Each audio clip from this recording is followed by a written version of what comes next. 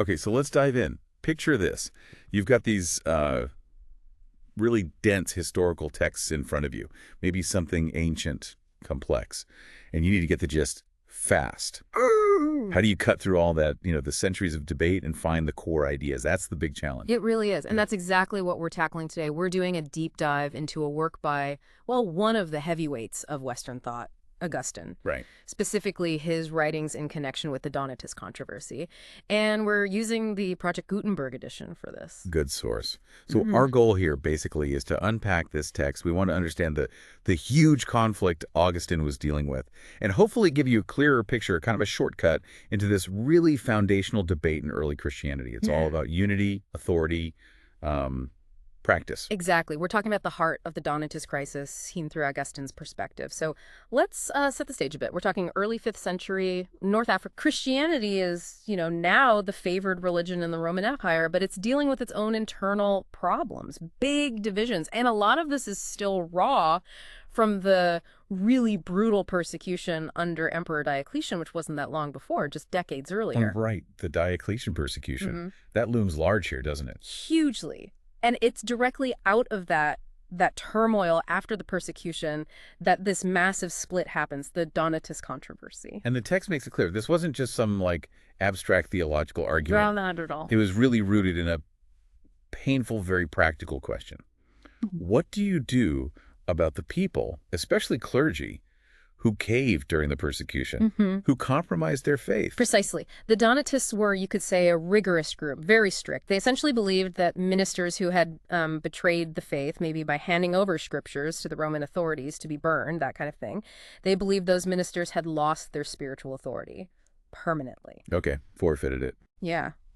And the crucial part, the real sticking point, was their argument that any sacraments, baptism, ordination, Eucharist performed by these unworthy ministers, or even by anyone in communion with them, were simply invalid, worthless. So hang on. If your local priest had, maybe under threat, handed over a Bible, the Donatists would say any baptism he performed after that point just didn't count. That's exactly their position as Augustine presents it in this work, yes. And it wasn't just theoretical. It led to a whole parallel church structure in North Africa. They were rebaptizing people who came over from the Catholic side. Rebaptism, that must have caused enormous friction. Oh, huge social and religious conflict. It was a major crisis for the church there. Okay. And into this firestorm steps Augustine. He's the Bishop of Hippo at this time. Right.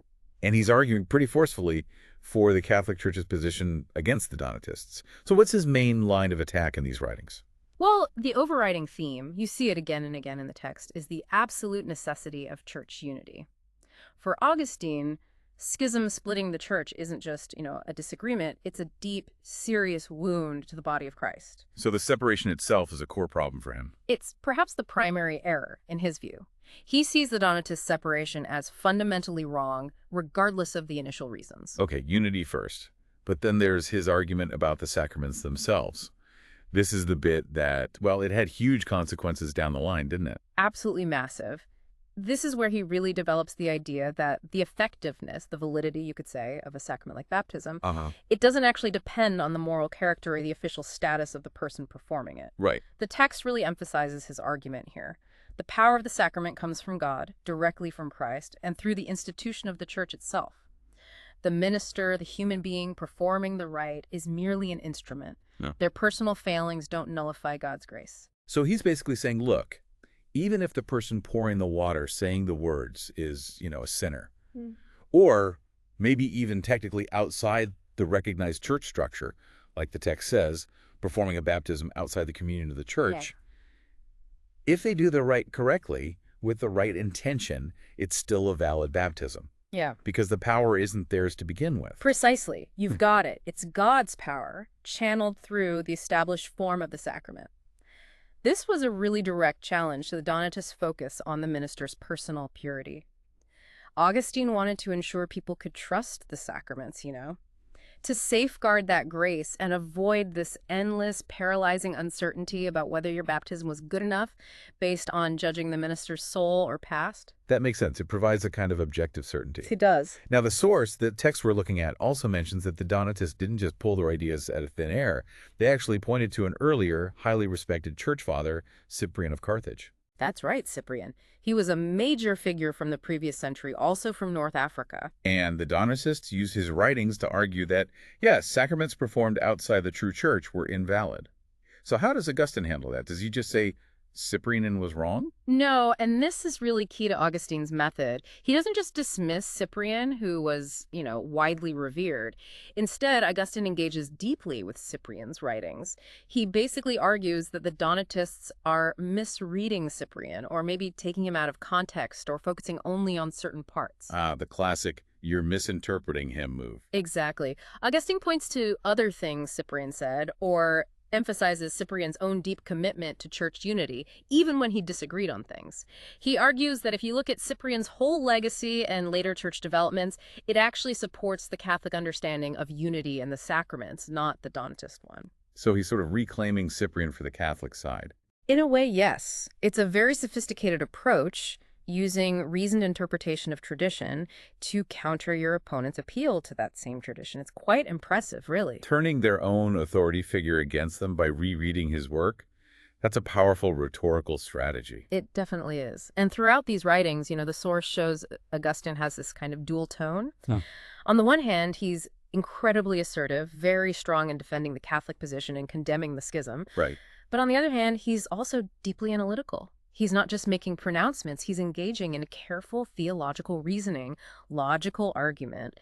It's described as a dialectical examination, really digging into the nature of unity, schism, sacraments. So it's reasoned argument, not just assertion. Very much so. And just quickly on the source itself, this Project Gutenberg edition we mentioned. Yeah, it's worth noting a few details from its page. It's public domain in the USA, of course, released back on May 31st, 2014. Okay. Authored by St. Augustine, Bishop of Hippo. His dates are 354 to 430 AD. So you see exactly when he lived and wrote.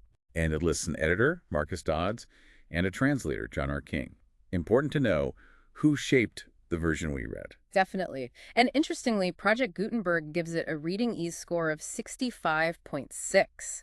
They describe that as sort of average difficulty, neither super easy nor incredibly hard, maybe like an 8th or 9th grade reading level equivalent, though the concepts are obviously complex. So accessible, but requires some focus. Right. And they even list download counts. It was downloaded 269 times in the last 30 days when we checked, so people are still engaging with this text today. That's interesting. It shows its enduring relevance. Okay, so let's try and wrap up this deep dive. The main takeaway, the core of Augustine's writings here against the Donatists, it seems to be this powerful defense of Christian unity above almost all else. Mm-hmm. Unity is paramount. And this really groundbreaking argument that the validity, the effectiveness of sacraments like baptism comes from God and the Church, not from the individual minister's personal holiness or status. Exactly. That's the heart of it, this whole fiery debate, which really started because of the trauma of persecution and these intense questions about purity and betrayal. It forced Augustine to articulate these incredibly influential principles about institutions, about authority, about the nature of sacred actions. And those ideas really shaped Christian thought for centuries afterwards. Which inevitably brings us to you listening.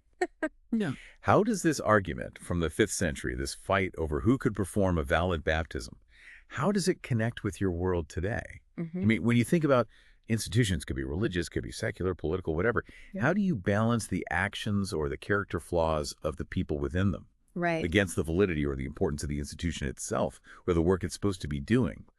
It's a tricky balance, isn't it? It really is. And maybe one final thought to chew on, stemming from Augustine's core argument about inherent validity. If, as he argued, the effectiveness of a really significant practice or rite isn't ultimately dependent on the moral failures or the perceived status of the person carrying it out, where else in life might that principle apply? Are there other areas where we could, or maybe should, separate the validity of an act from the perceived worthiness of the actor? That's a challenging thought. It is. What are the implications of that? Something to definitely ponder long after we finish up here.